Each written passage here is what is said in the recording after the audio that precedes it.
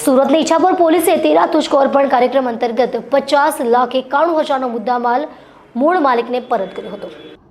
સુરતમાં પોલીસ દ્વારા 13 તુષ્કો અર્પણ કાર્યક્રમ યોજવામાં આવે છે, જેમાં પોલીસ મથકમાં નોંધાયેલા ગુનાઓ ડિટેક્ટ કરી નામદાર કોર્ટના હુકમના આધારે વહેલી તકે મુદ્દામાલ મૂળ માલિકોને પરત કરવામાં આવે છે।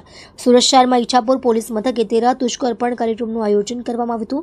આ કાર્યક્રમમાં પોલીસ દ્વારા લોકોના ગુમ થયેલા, પડી ગયેલા, ચોરી થયેલ રોકડ, મોબાઈલ અને સોના ચાંદીના દાગીના સહિત મુદ્દામાલ શોધી મૂળ માલિકોને પરત કરવામાં આવ્યા હતા।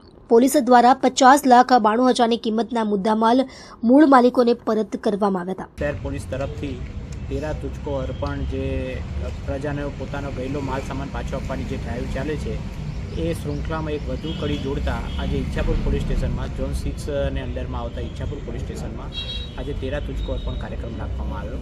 તેમાં ટોટલ 50,51,737 રૂપિયાની અલગ અલગ કિંમતી મુદ્દામાલ પ્રજાજનો ટોટલ 30 પ્રજાજનોને પરત આપવામાં આવ્યો।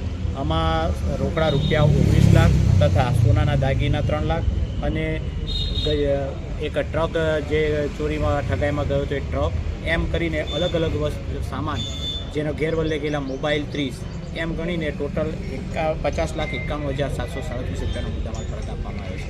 અને અમે પ્રજા પ્રત્યે પ્રતિબદ્ધ છે, હજુ પણ જે કોઈ ગુના અમારા હશે કરશે એ બધામાં પોલીસ પૂરેપૂરી રિકવરીનો પ્રયત્ન કરશે અને પોલીસ પ્રજાની સાથે છે, એ આ સંદેશો અમે આપવા માગીએ છીએ। Thank you.